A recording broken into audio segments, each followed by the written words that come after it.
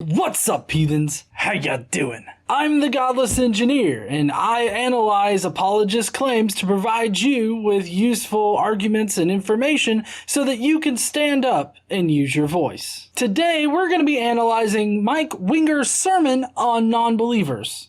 And it's just, all we're really doing is giving them more truth to reject at some point, and that's what Jesus is dealing with. He wants to deal with the heart of the issue. He disapproves of their motives because it's like they're building up an immunity to evidence, an immunity to proof. And sometimes that's what I see from people who are really aggressively against the truth of Christianity, is they build up an immunity to discovering the truth of Christ. The only immunity I'm building up is an immunity to bad arguments and magical religious ideas. If you're interested in how wrong Mike Winger is about non-believers, then please stay tuned.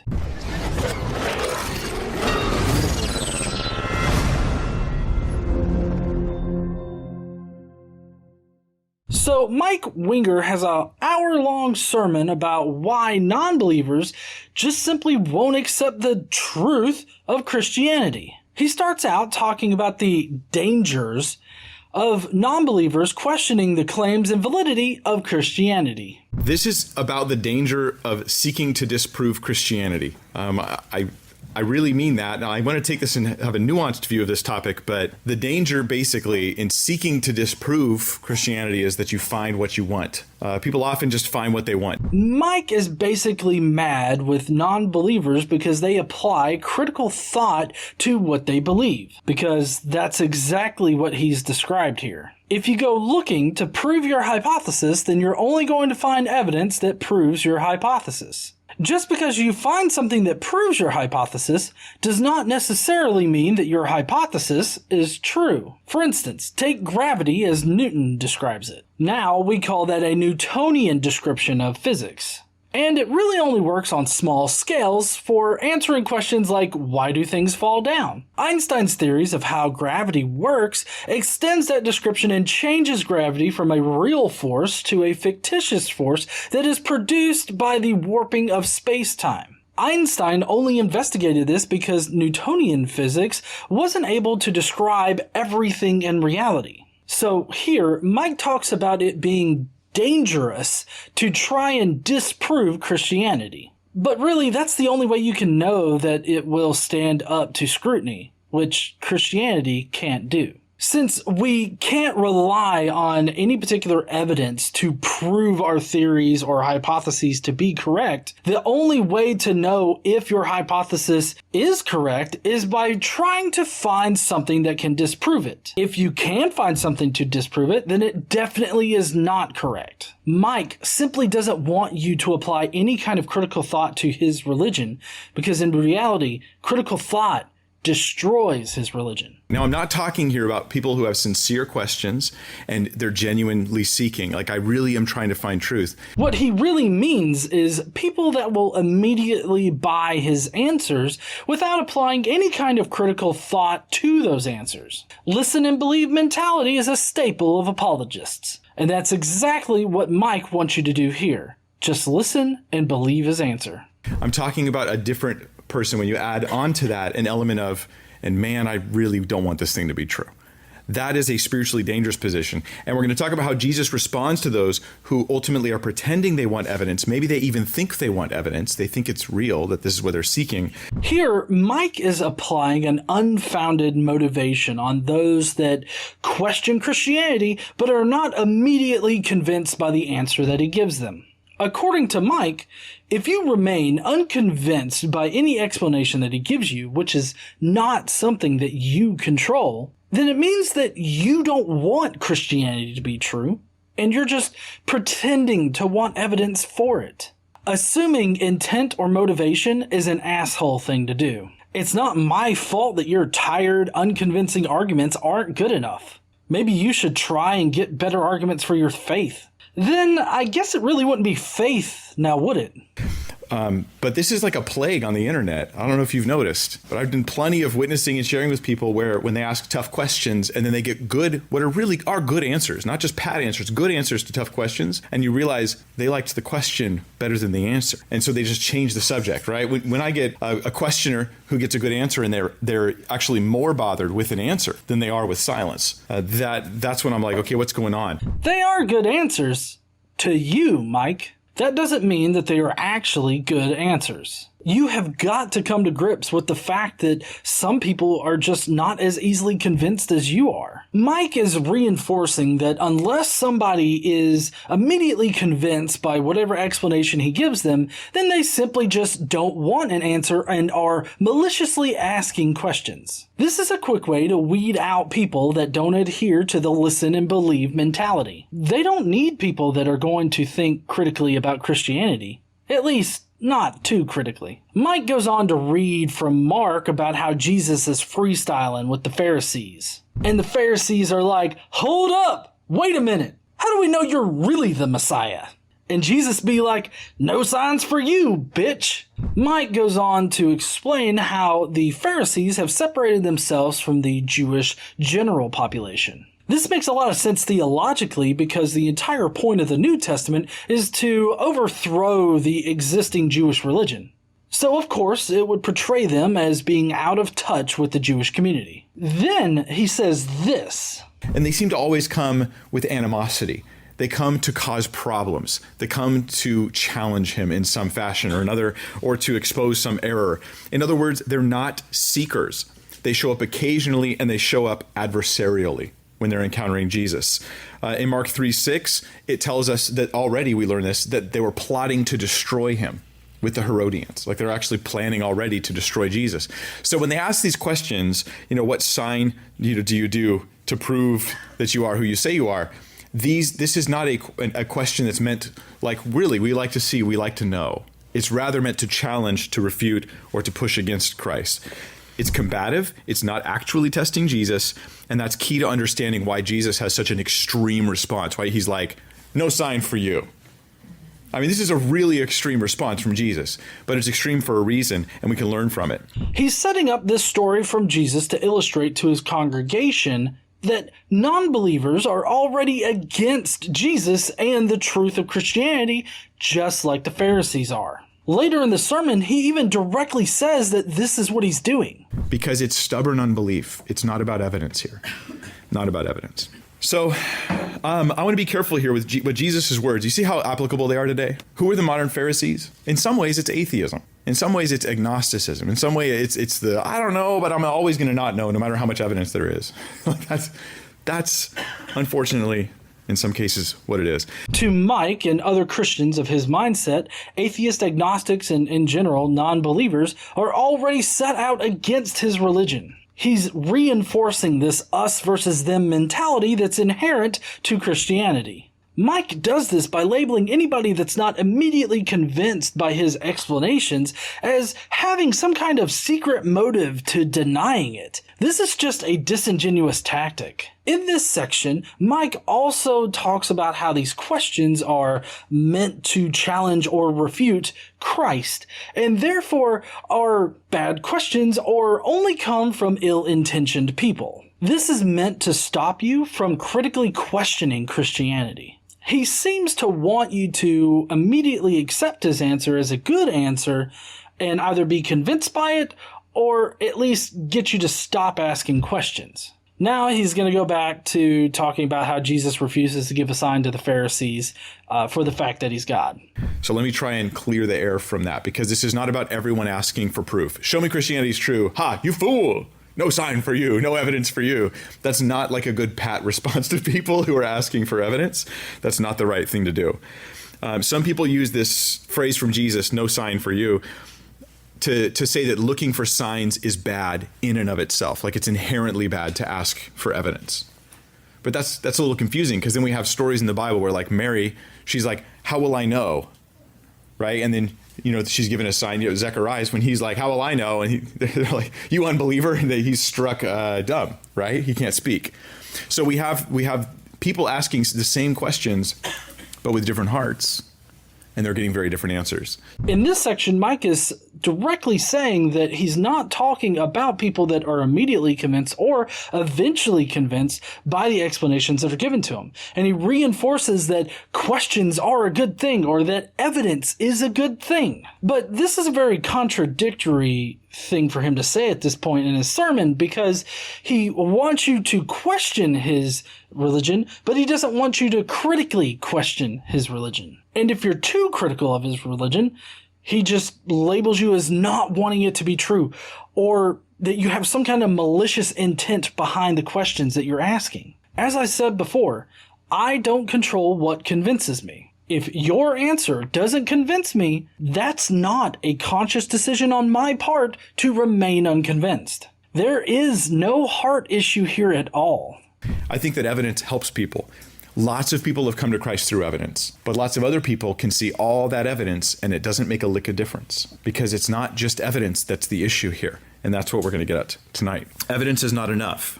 Evidence can be good enough. It's just that your evidence is not good enough. It can't survive actual critical thought. He needs the listen and believe type of person in order for his evidence to be convincing. Don't be a listen and believe person. Carefully consider the answers that you're given. He continues to talk about how Jesus loved giving evidence to everybody in the Bible. He healed the sick, deaf, and blind. He cast out demons. And he even raised the dead. All of this is to show who Jesus is in the fictional story. These aren't things that we have actual evidence for other than the Gospels, which are not reliable at all. He also mentions this. In Mark chapter 3, Jesus heals a man with a withered hand right in front of the Pharisees. So he's giving them signs. He's giving them signs, right? We've read about how he says, so that you will know the Son of Man has authority on earth to forgive sin, get up and walk. This is a reversal from 1 Kings 13:4. And when the king heard the saying of the man of God, which he cried against the altar at Bethel, Jeroboam stretched out his hand from the altar, saying, Seize him!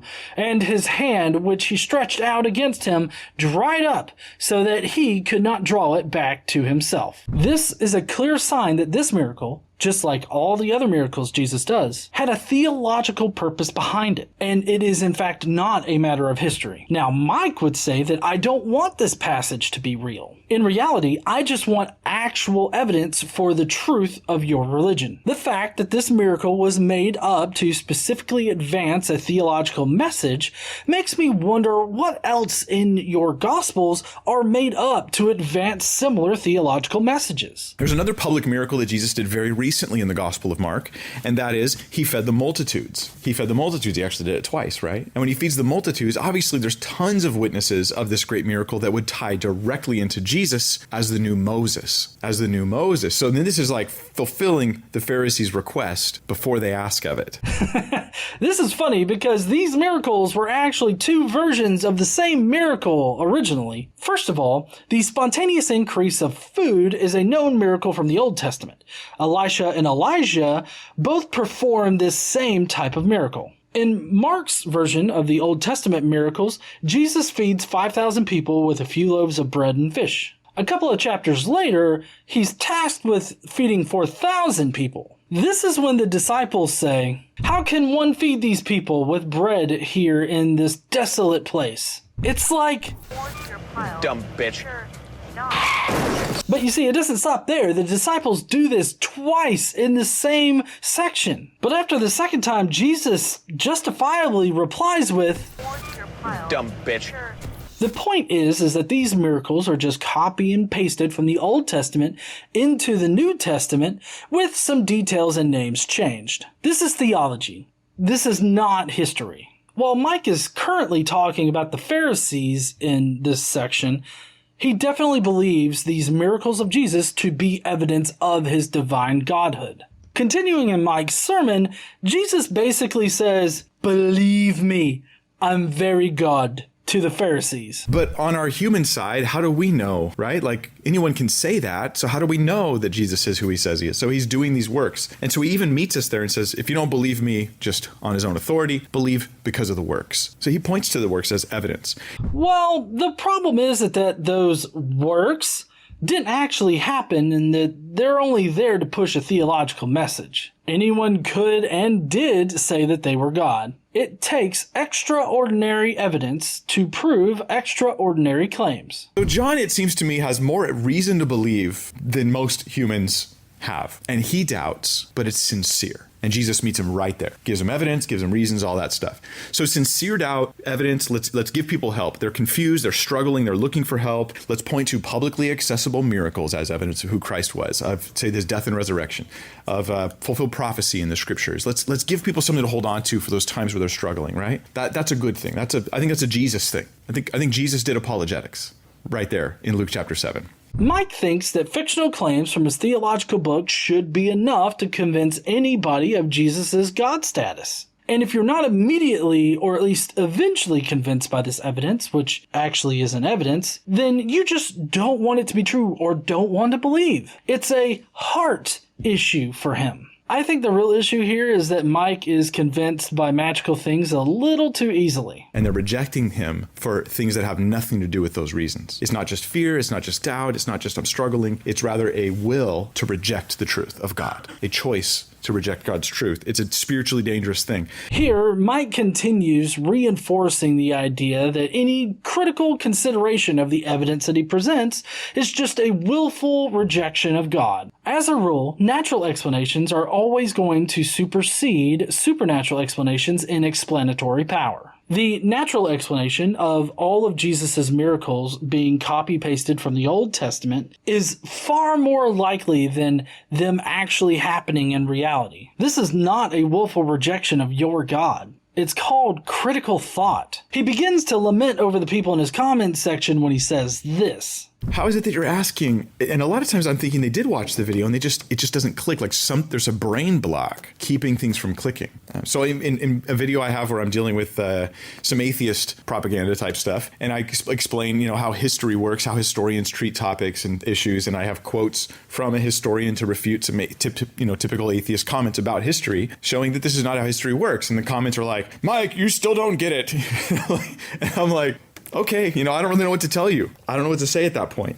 First of all, Christians are the ones with the special implementation of history in order to prove that Jesus both existed and rose from the dead. They have criteria and methods that are only ever applied in biblical studies. When someone from outside the biblical studies field takes a look at the evidence in the biblical studies field, they seem to always come to the conclusion that it's scant and unreliable. Really, that is what Mike is lamenting over. The fact that people are not immediately convinced by his poor explanations for his faith. He's showing his congregation that if anybody just is unconvinced by the arguments and explanations that they give them, then they are just willfully rejecting their God and it's not worth their time. And it's just, all we're really doing is giving them more truth to reject at some point, and that's what Jesus is dealing with. He wants to deal with the heart of the issue. He disapproves of their motives because it's like they're building up an immunity to evidence, an immunity to proof. And sometimes that's what I see from people who are really aggressively against the truth of Christianity, is they build up an immunity to discovering the truth of Christ. And it's a very sad situation. The only thing that I'm building up an immunity to is your bullshit. Critical thought about what you believe and why you believe the things that you do can help inoculate you from apologist bullshit. As someone who does a lot of outreach and does, apologetics, evangelism kind of stuff, I don't really know the right way to respond. Sometimes I'm like, should I just do what Jesus did? No sign for you. Why? Because your heart's all messed up. Because then they're like, yes, finally, you said my heart was messed up. Now I get to play my victim card. And you're talking about how mean you are and how you're trying to judge me and all that. And I'm just like, it's like that conundrum in Psalms, like answer the fool according to his folly, right? Or don't answer the fool according to, it's like either way, it's going to be a problem, is the issue there. Well, just labeling somebody with a messed up heart is very disingenuous, and I can see how they would be upset. Like, if I said, Mike, you're fucked up in the head, and Jesus is the one that used it as a fleshlight, would you not be upset by that? Of course you would. Nobody wants to get skull fucked by Jesus. Saying that I have a messed up heart isn't dealing with the actual issue of your evidence being unconvincing. Instead of dealing with the issue, you're just like, well, I guess this guy wants to burn in hell. It places intent and motive upon a person that has done nothing to show that they have those intents and motives. What's the problem? The problem is they've already received more evidence than most people ever will, and they're still rejecting Christ. Jesus' own presence, fulfilling prophecy, meeting messianic expectations, doing miracles. When people with the most evidence are asking for evidence, that's the problem. That's when you start to go, okay, something else is going on here. Something else is happening here. Evidence doesn't matter here. It's a distraction from the real heart issues that are going on. The evidence that he gives just isn't good evidence at all. Making it a willful act on our part to not accept or be convinced by Mike's evidence allows him to sidestep the issue of the evidence not being good enough. I feel like this tactic is more about Mike safeguarding his faith for himself. It's not about atheists, agnostics, or nonbelievers rejecting Christ. It's just the only way that he can rationalize people remaining unconvinced by evidence that convinces him. So what is the evidence that convinces Mike? The ultimate sign, the resurrection of Christ. Interestingly enough, the evidence for the resurrection is one of the best arguments for the truth of Christianity still today, after 2,000 years, because we have enough historical evidence still. I think that's so exciting. There is no historical evidence to corroborate that Jesus rose from the dead. He mentions Gary Habermas, but Gary Habermas isn't really a historian. He's an apologist. His arguments, especially the minimal facts thing that he has, are clear apologist rhetoric that is only meant to convince those people that are easily convinced. And it seems that is what Mike wants. For you to be easily convinced by his bad explanations. And perhaps that is the reason why Mike loves Gary Habermas. This entire sermon continues for like 50 minutes. The entire time he's reinforcing to his congregation that it's an us problem. It's the atheists and agnostics and nonbelievers who have a problem, and it's not a problem with their evidence. This sermon feels like he's trying to teach his congregation how not to critically examine or critically question their own religion, while at the same time he stigmatizes anybody that is unconvinced by the arguments that he gives. Thank you, heathens, for joining me today. I hope that you enjoyed this video. If you will, please go down below, leave me a comment with what you thought about Mike's whole entire sermon here. Let me know down in the comments. While you're down there, make sure you smash that like button and subscribe if you like this kind of video. Don't forget to stand up and use your voice, and I will see you heathens later.